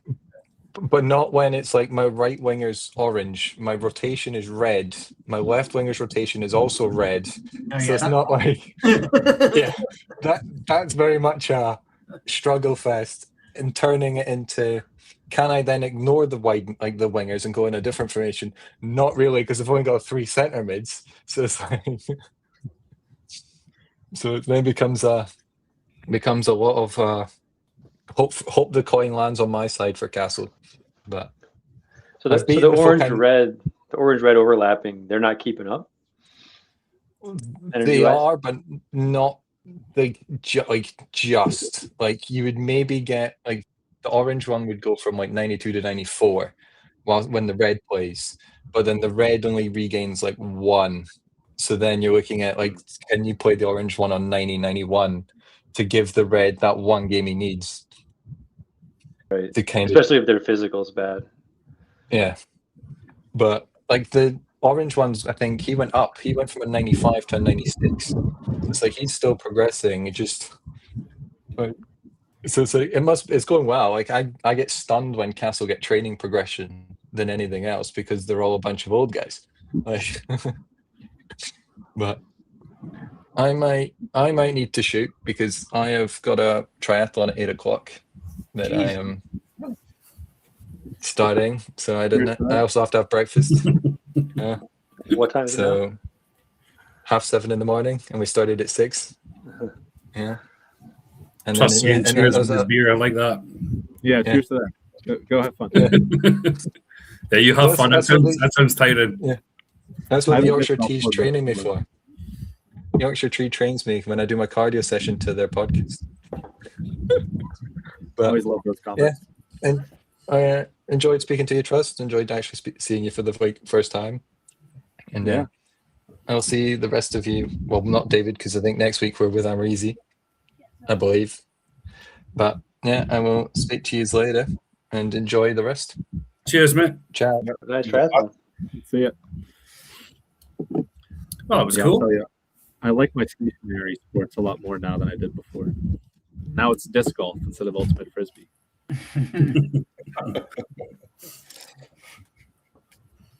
So what's it? Sorry, said on you go. I was just gonna say Bob just joined the chat.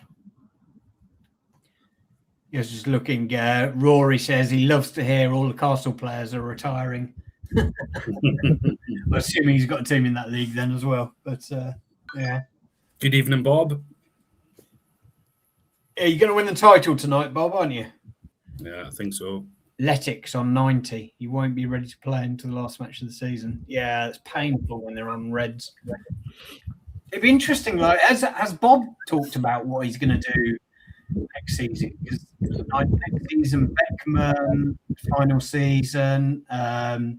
Who's the replacement he brought in? He'll be in season off final. There's an easy answer to that, David. He's taken half of my team. Oh yeah, of course, yeah. So yeah, we're currently trying to fill those gaps that Bob will be taking. So yeah, Trust, if you've got any spare players, give us a shout. I hope I don't, but if I do, yeah, I mean, If I chances don't, are you'll need them by staying in Diamond. So yeah, but no, I don't think we need too much more. Sid, do we? Right mid, Cam. Yeah, I think we're pretty covered. I think there were just a couple of positions we're looking at. Hello. Yeah, so Goalkeeper from David potentially. Yeah, no, Yes. I'm still in the market for a couple more keepers, but there was one on there. The annoying thing is that there was a keeper on there. I looked up in the market probably a week ago, and oh, he would be brilliant. And now I can't remember his name. I didn't add him to my watch list, and he's not on there anymore. So I don't know whether he's been bought or he's died, disappeared from the game entirely. But yeah, I don't know. I imagine That was probably me. but yeah. I did pick up an older keeper. I don't know if it was the same guy you're looking at. It's a 90 rated Dutch goalkeeper. Oh yeah, that might be it. Yeah, okay, you bought him. Oh, fantastic. Mhm. But yeah, no, I'm So in the market for more players, more keepers. Sorry, was that Brian? Do you want? yeah, I was just going to go back. So Kev, you were saying Bob's taking a bunch of your players. I was curious who all was Bob taking? It's not. Bob's losing 3 lads, I think. So he's losing 3 to retirement, all 3 ultimates. Letic, the right mid, Vukotic, who's his right back, and his center back. I don't remember his name, but he's a 96 or 97 rated as well. So 12 on that right side. Slightly weaker on Beckman's last season. Yeah, I mean, if the narrow setups come into play, then I mean, Ronan might be walking to another diamond title next season. I think I'm losing more players to you, Brian, than I am to Bob. Yeah, but you're going to be getting some players back, right? Yeah, we're just mixing it up, aren't we? Basically, mixing up the 2 teams, and Bob's taking. Who's he taking? He's taking my right mid, isn't he? Scar? Yeah, Scar. That's the one. He's taking Scar, and who else is he taking? I think it's one of the centre backs as well. And then, well, with the Cam we've got on loan, the CDM we've got on loan. So Sid's got a new CDM for me, so that's good. Yeah, so we're almost there. I think it's just 3 players now. So see how we go. The power curve slightly starting to come down or creep down. Yeah. And it's definitely, I mean, the ultimates retirements are hitting. It's going to be an interesting 2 to 3 seasons to come. And I think survival in itself might be challenging, depending on. I mean, Ronan, I think, is the only one who's set up really well to deal with the next few seasons, because he's got a really good young striker, couple of young center mids. So I think he's the one who's least impacted. But the rest of the agencies or managers are going to go through a struggle. Yeah, I do really feel like looking at Big Will's agency, he got hit pretty hard the last couple of rollover days too. And so I'm hoping Tango can stay up for him. That's been a staple in Diamond for as long as Diamond's been around. Yeah. But that's going to be tough for him. I think he's already mentioned that too. There was one question that I wanted to ask you guys. There was talk about the auctioning players, and I don't think it was ever established whether like MFL meant that you could auction your own players on the market or whether they were going to auction players. But from me, looking at the sort of the market of players, a lot of the ultimates are retiring, or even if they're not, they're at an age where they could throw up the tombstone very soon. Do you think that, like, for an extra revenue source for MFL, they could auction maybe, I don't know, 10 Legos or something, like some commons, where you could actually see them, before, like the stats, before you go into an auction to buy them? Do you think that's something they should do or could do? Start with you, Sid. Very interesting thought. I haven't. I mean, my first impression is why not? But again, I don't know how that's going to play with the whole market dynamics in terms of the pack supply and demand. Is it going to affect that negatively? But again, I mean, a known commodity of them, though. We're talking like 5 or 10 cards rather than sort of like any sort of vast volume. Yeah, I mean, I think. I mean, I am not a gambler at all, so that's why you don't see me ripping packs, right? So I would rather bet on a known commodity. So yeah, if it was an option, then I would probably say yes. And the one other thing, I mean, this might not be connected to the auction part, but one other concern I'm seeing, like as a trend overall, is when you try to get players into diamond or even plat, all of these lads, the 93-ish rated, 92, 93, most of them are 29 or 30 rated. So at that point, you are rolling your dice, you are taking a gamble. And some of those guys might throw the retirement sign the very next season. So yeah, playing at the top, I think, is quite a bit of gambling, even though you're not whipping packs. So for the first time in a long time, I'm thinking, should I kind of recalibrate, maybe rip open a couple of packs to kind of chance my Do it. maybe a couple of young Legos instead of going for 29, 30-year-old 92s, 93s. So still pondering the options there. But in terms of auctions, maybe yes. We've got Big Robert saying that they have done an auction in the past. Zabato went for 2K, and they did that for charity. But Trust, I saw you as soon as I mentioned that, you were going, what's your thoughts on it? Yeah, I really don't like the idea. I think if you're trying to help people plan for the future and you want this game sustainable for people, not sustainable, but projectable, I don't like the idea of being able to just throw in, okay, here's now the best right back in the game, or here's a top 10 right back in the game that you just get off the rip. That for me, I feel like really hurts any ability to plan, and I think it hurts. I just think it'd be a bad idea. I like the idea of development. If you want that to be a major part of your game, then you don't just hamper that by just adding in players on the top level without having them develop to get there. That's my opinion. I'm very strongly against the idea of instituting players. Like whenever even the concept of bringing in back Lego packs, even if it's just a couple of them for pack drop days, I think that's a terrible idea too. I think we really just need to stick at the rares being where they enter, or to use reward day MFL to get players. Maybe this is some sort of bias coming through, but just in general, I really do think that player development makes this game largely what it is. And so kind of just a cheap way to get your players back. Okay, not cheap in terms of finances, but just like a quick way to get your players of high caliber, I think is just be a bad decision, in my opinion. I interpreted the auction thing more so as throw up your own players on the auction. I think that's a great idea. I think that's probably what I meant, but I was just interested to get your thoughts on the flip side of that as well. But yeah, that's just my opinion. But I'm just one opinion, and so I'm curious what everyone else thinks. What about you, Kev? Yeah, similar to Trust. Certainly for the top end players, I wouldn't like it.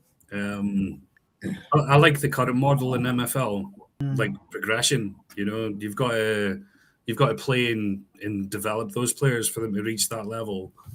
So yeah, you could see it for say commons and stuff, but then it's not really going to be worth it at that level, is it? I mean, what's the point? They wouldn't generate any income anyway off it, so who cares? Exactly. Yeah. Well, there's another game that we play, David, that do auctions, and we don't play at the top level of that game, but yeah, allowed to speak about we play that game. Well, don't need to name it. But yeah, they've obviously got auctions for their highest rating a player in that game. Yeah, I'm not sure how that works for them because I don't play at that level and I don't really immerse myself at that level. But no, I'm with Trust. I totally agree. I don't think it'd be a good thing for the game. Right. I mean, from an auction perspective, what I meant was if they're auctioning the players, it has to be random pickings. It cannot be just the highest rated players. Yeah, of course. If they're picking a right back Ben who's 97 rated and auctioning him for $3,000, that's one thing. But if you're randomly picking 10 Legos or 10 rares, it could be under the pack pricing as well.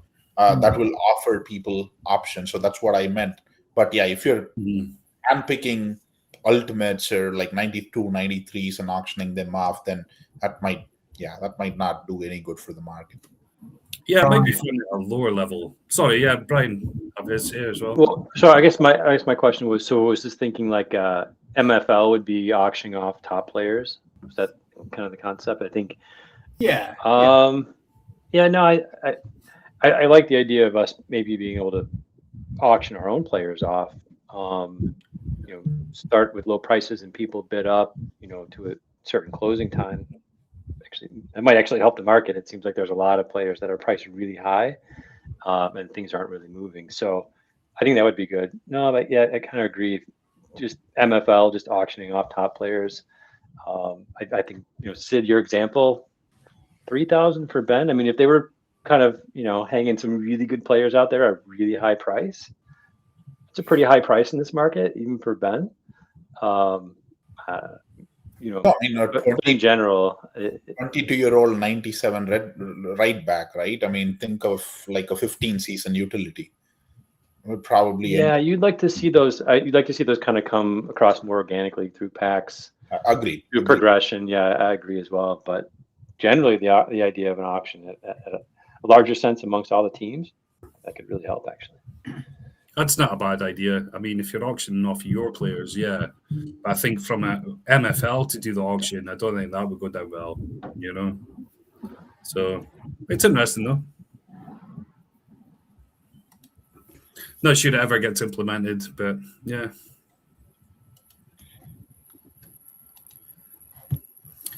What's chat saying? How are we getting on?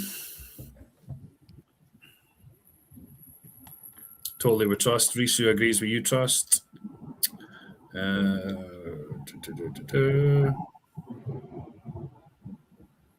Big Will says to Sid, that's a prudent way to get exactly what you need, Sid. Yeah, no, I mean, I guess like the reason I asked it was because, like, at the moment, the revenue generation for MFL isn't at the level where it's sustainable for them for the long term. Now, obviously, they brought a lot of money in last year, and I'm sure that the kitty is fine. But at some point, and I'm guessing in their mind, it's when the max sort of retirement start heading in a few seasons, when they're like cycling through 10% of all of the players, that then will start to increase the pack numbers and stuff like that.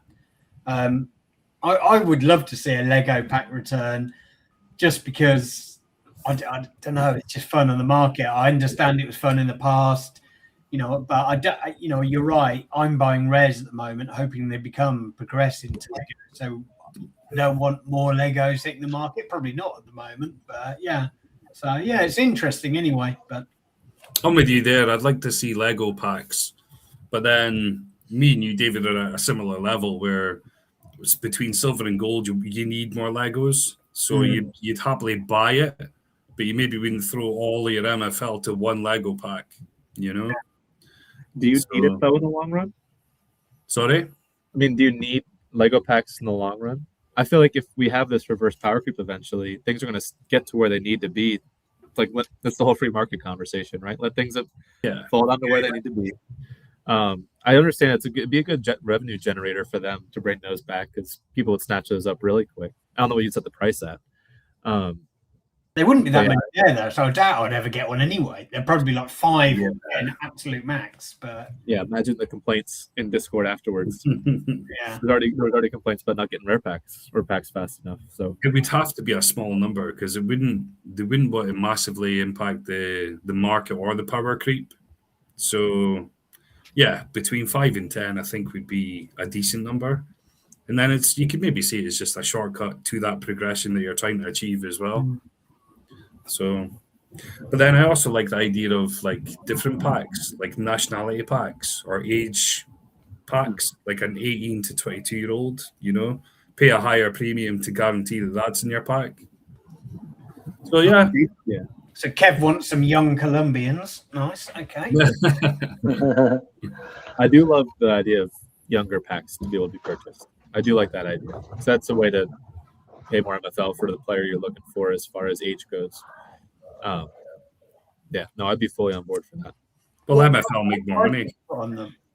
Like if, like the normal rare pack, for instance, is 167, and the top one is 100,000, isn't it? For like the 82 thing. So would it be a similar price? No, you would have to put a premium on it. It would have to be more expensive, I think. If you're guaranteed a rare that's going to be, 18 to 20 years old or whatever it may be, yeah, you would have to put a premium on that, I think. Yeah, add in the Anyway. position there as well. Guaranteed striker, guaranteed midfielder. Or you want to like play around with it. Just more options for people to look into. I like that idea, Kev, like the nationality pack. Like you could do, if it had some utility. Like if you imagine the nationality pack, you end up getting some players that match the country of the club that you're in. Mm-hmm. Maybe it gives them some kind of boost, something like that. If it has some utility, that could be interesting. But like Trust and Ron John, they run nationality teams, don't you? I think Ron John does it with his Chile guys and all that sort of stuff. Mm-hmm. So yeah, that'd be fun. I mean, personally, I'd like more Scottish players in my agency. Some Scottish lottery tickets wouldn't go amiss, So, but yeah, I mean, or maybe if we end up doing a big tournament for the World Cup, and there's nationality themed stuff around that would be cool as well. What do you think they're doing for the World Cup? I mean, I think we all know what the competition they ran last time. We had bought shares in teams and stuff like that. Like Trust, you were around for them, weren't you? Was that exciting? Yeah. I loved it. Yeah, I had a whole separate spreadsheet for it and everything. I was trying to find the best shares to buy from different countries based off of projected performance and what you can get for percentage of rev share. It was great. I mean, if they did that again, exactly the same, I'd be okay with it. None of the other people had complaints about it, but yeah, no, I'm really excited for whatever they're going to do. I've mentioned this before. England shares. Did I buy an England share? I don't think I did. So I was one that pounded the shares of the countries no one wanted, and just hoped there was the upsets, and it paid off in a pretty big way. Whenever we were doing that, it definitely felt like the closest this game was to gambling at any point in time. But yeah, no, I'm really excited to see what they put together. Yeah. It sounds like they're working. Was it on with Ryan, where they said they were looking at ideas already for it? I can't remember. Yeah, it was. Yeah. Matt said it. Yeah. What would you like to see, Sid? Yeah, I think we were discussing right, Kev, with Amrizi. So any like nationality themed tournaments at different levels, obviously, and have a qualification criteria for you to be able to enter the tournament. So if you have a squad of 18 or 20, should have minimum of 7 players from a specific nation to be able to qualify into the tournament. I mean, obviously it can be through loans and whatnot, but yeah, maybe make it something fun like that. And you ended up getting rewarded with common packs, uncommon player packs, with nationality specific players as well. So if you're picking England and playing with England players, if you get into the semis or win the finals, you get 3 English players as a reward, for example. So we'll just brainstorming around that. But I wasn't around for the last World Cup or Euro either. So right, wasn't it? Yeah. Yeah. So hopefully we get some good content. Yeah, I'm surprised you missed the Euros. So you must have. I joined right, I think, when the Euros were starting around that time. So you must have come in just a little bit after that. I thought it was a good format. I thought it was fun. I definitely helped hook me from the beginning. I just hope whatever they do. So I got kind of a bad taste in my mouth the way the Holiday Heroes happened. I was really looking forward to that. We were playing it, and then it was right when they also changed the engine. Before season 11, that all happened so fast, and there was no real time to test. So whatever they do, I just hope they plan ahead and they avoid that type of crunch. Yeah. No, but that's what we were saying on stream, Amrizi. I'd love to see that where, so like it's banded and capped. So like say Platinum and Diamond are in their own World Cup, and then you've got a pool of those nationalities to pick from. So say if you're England, you'd maybe pick Sid's 94 rated striker Coleman as the English striker. And then Sid would he'd be guaranteed to get X amount of rev share. And then he could follow the player, there'd be XP, he could get progression. I just think it'd be really fun. It would just involve everyone as well. Because you would maybe have to pick X amount of players from every single team, so everyone's involved. So yeah, they could do some really fun stuff with that, I think. Yeah, I like the idea of the national teams and just requiring them all to be from the country that they're set for. I don't think you can do it for every actual World Cup team at this point, just based off of some countries just not being an MFL, and you can't just generate those players to compete, right? But I think I don't know if they want to sub out certain countries, the countries that are in the game, and let them kind of compete instead of. I don't know. Yeah, I don't know how that would work exactly, but I'd love to see different tiers, kind of like what you're saying, Kev, where it's like this is the World Cup for this sort of overall band, and this is the World Cup for this overall band, and that way, the only thing about the Heroes, not the Heroes, got me talking about that now, Brian. The only thing with the Euros before was the fact that it was definitely everyone bought in because of the shares thing, but as far as getting your players involved and having vested interest on that front, it was really just the top managers that really had a stake in the game or had their players get used. And I think that was a bummer. And so I'd love to see whether it just be 3 tiers or whatever it is to get more players involved in the MFL space. But that's also a lot to do. And so I'd be curious how they're going to try to pull it off. Yeah, but then months and months to plan for it, Yeah. I mean, but we obviously know it's coming, so hopefully, I'm pretty sure MFL will cook up something really cool in the background. But yeah, I just thought that was cool. Just if we could tier it and just cap it, and hopefully, ideally involve virtually every single manager in the game in some way. Like if they don't have a player in, a skin in the game sort of thing, maybe it could be an assistant manager or something like that. So, yeah, there's be ways to do it, I suppose, but sounds fun. It's not actually that. What is there, like 2 months? What, 20th of March, 20th of April? 20th yeah, 3 months. Over 2 months. Yeah. Mm-hmm. The one thing that was interesting last time, I'd be curious your guys' opinion on it, is that there was some managers that gave feedback saying, hey, if this is something that we personally own this property, how are managers able to sign our players if we don't? Because before it was whoever was running the country could just choose what players they wanted.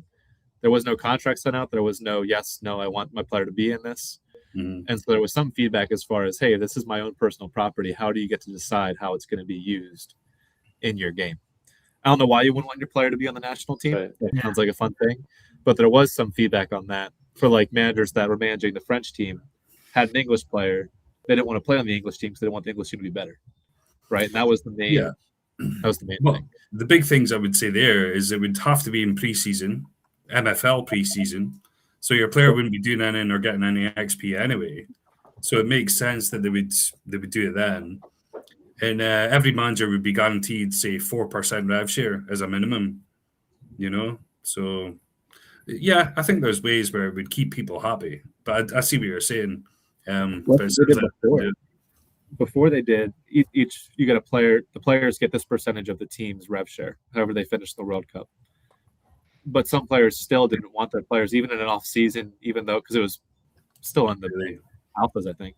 They were just still upset about the fact they didn't get to choose if their player was in it or not. Mm-hmm. They were like, I don't want my player to be signed there. But the MFL allowed the managers to sign whatever players they wanted, as long as they're from that country. See, I don't see why managers would be upset at that because it's preseason. They're not doing anything. If they get to follow the games because their players are playing. So, yeah. Big Wilbert saying, just have Jimbo manage the English team again. Problem solved. Poor Jimbo. He really needs this World Cup to come around just to be able to have someone else manage it or get redemption, one or the other. Mm-hmm. Yeah, I don't know why you'd get upset, but I guess that's part of the real life club versus country, right? Sometimes the club doesn't want the player going and where they're going to get injured. That's fair points. So I get it's an NFT and you own it, but yeah. It was more of sounds more realistic. People had shares, like if you had shares in France, but you owned the best English player, you wouldn't want the best English player being released. So it's only bad if they do the shares thing again, isn't it? I guess. I get that. Yeah, that makes a lot of sense. That was more what the issue was, I think. Yeah, that does make a lot of sense. Because as David was saying, as an example, if you've got shares in France, but you've got the best rated English player, you want to hold that English player. You don't want to make them better. So, yeah, no, I do get that side of it right enough. But yeah, I don't think they should do shares though. I just think they should do MFL rev shares, and just you call up a player, that manager is guaranteed to get X amount of rev share from it, and then they've got an invest in the tournament. Yeah, I like that idea only if they can get multiple layers of tournaments to get caps, even commons involved, or at least limited. I would love that as well, because you would want, say, a 55 rated World Cup. So, but then you know what, like though, people will always try and gamify it. There's going to be a team of out of position players that are plus 10 across the board and all sorts of stuff. So. But the good thing with that is you can't really do that with a national team, because you're not always going to find the players for that nationality that will be out of position and better out of position. So yeah, it might actually work. There's a lot of 55 overalls out there, so there might be out for every country. Yeah. Yeah, I think the requirements or how they set it up is going to be key. If it is just based on if your whole squad is going to be one nation, then that's going to make it challenging at every level.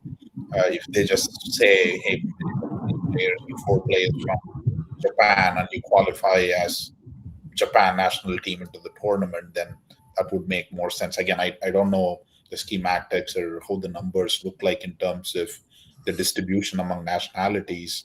But do you guys see this more as a preseason or a postseason tournament, or it running for an elongated period of time? Surely just in between seasons has to be. You can't really do that, can you? I mean, it would surely have to run for sort of the length of the World Cup. So it would probably have to be done in, maybe like they don't lose match fitness or something, and it runs parallel to the season. I don't know. I don't think they do. I don't think they have to run it the length of the World Cup. I think they would just do it for the week of post preseason and just do it that way, because it's our own tournament essentially. You don't have to mirror it to the World Cup.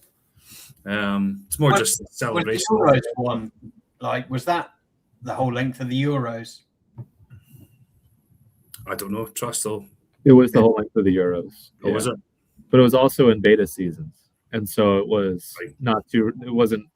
Things weren't as time sensitive as they are now. Yeah, I like the idea of running throughout it. I don't know if you just make it look differently throughout it, because you also don't want to have teams playing every however many days, every 4 days, right? People are used to games every day. Yeah, I'd be curious if you could do managers choose what country they want to manage, and then there's a tournament to manage the team in the actual World Cup. So everyone that wants to manage an English side in this band participates in a tournament, but then the winner of that tournament actually gets to represent the World Cup for that team. I don't know. There's definitely a lot of thought that goes into it, but I think it was you, Kev, mentioned, they got a lot of time to think about it. And so, not that they don't have other stuff going on, but I kind of like the idea of keeping it to the off season. Like Kev, I think the season itself is intense, right? And especially now as I'm managing multiple teams, it's like every night I'm spending a decent amount of time prepping for each game. So everybody might be different how much time they put in, but I would hate for them to, distract from the season. But I don't know, Trust, like you were saying, maybe they spread it out, and maybe it would be good if you just only playing every 4 or 5 days and split it up. I think for me, I'd probably prefer keep it to the off season or spread it out a little bit, just so I'm not getting overwhelmed by both the league and the World Cup, and watching the World Cup too. I do like what David said though, because it would be amazing to have it in parallel to the World Cup, because it just keeps you interested as the World Cup goes. But I think just practically for MFL and the way it's designed and set up, it would have to be in between seasons. It would have to be the postseason. So, but yeah, let's see. Hopefully they come out with something, and then we're not just talking about something that's not going to happen.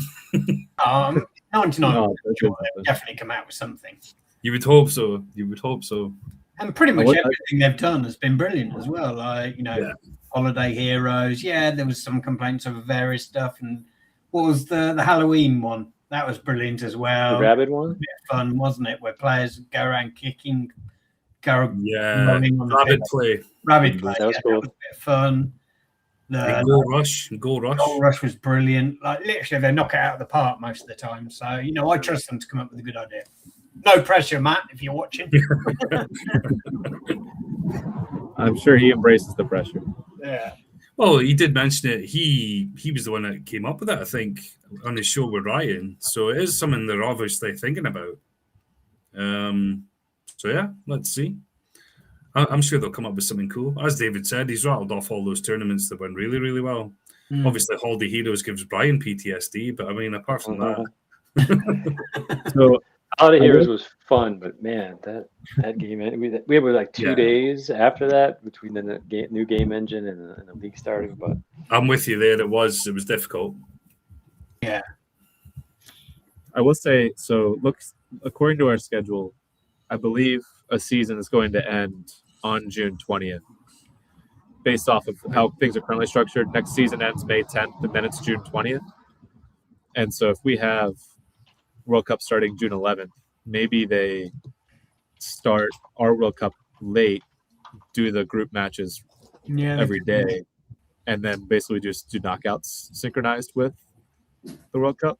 That makes sense. Yeah. Yeah, because it's so long, isn't it, this time, with so many teams, and doesn't it go on for nearly 6 weeks or something? I think so, yeah. They can't stop like the game for 6 weeks just to run that tournament, can they? Or maybe maybe there's a way they're thinking about it, but in my opinion, I wouldn't want them to stop the game. Season's what? Yeah, 6 weeks. June 19th to July, June 11th to July 19th, I think is what I'm seeing. Yeah. I mean, and I'm with Brian. I put so much work and prep into my teams. I would want to just focus on my leagues, my cups. So Scotland getting knocked out in the groups, lovely. Yeah. Well, that's what I mean. I'd want Scotland to do well in the World Cup, so I'd want to put everything into that and just focus on it. Are there any good Scottish players in the game? I've got 2 of them in Diamond. So yeah, I'd like to hope I would get the top cap for managing it, but yeah, you never know. Either way, whoever gets the top cap would have those 2 players because they're both amazing. There's a lot of pressure, isn't there? Because Jimbo's obviously had it in the neck for 2 years since the Euro. There's a lot of pressure taking it on. I don't know. I feel like it could be pretty cool replicating the tournament. But I guess somebody mentioned we don't have all the countries. No, I wasn't aware of that. Yeah. Sid and I checked on Stream Amrizi, and it was India and China, which were 2 of the biggest ones that were missing, both with over 1 billion people in each country. Wow. So yeah, that's 2 big nations that are missing there. But that was just randomly checking nations, though. It wasn't World Cup specific, but yeah, there must be loads of nations that aren't in the game. Yeah, I mean, someone mentioned, right? It was the countries were picked based on the top 50 FIFA rankings. Yeah.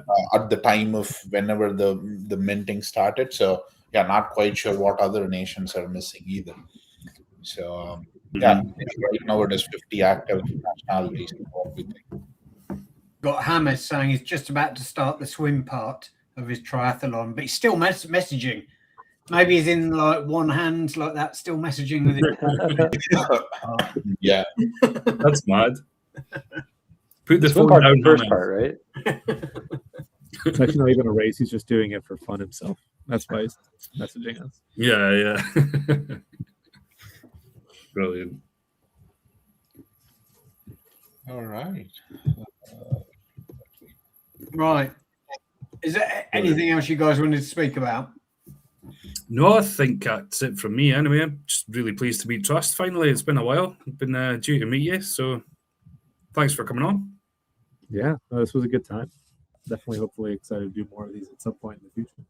And rumor has it we might have you on a Ramble quite soon, so let's see. Would like that, yeah. I'm assuming it'll be an evening Ramble rather than a lunchtime one. Same time as this one, probably, yeah. Yeah. But yeah, really great to see you, and great as always to see the regs.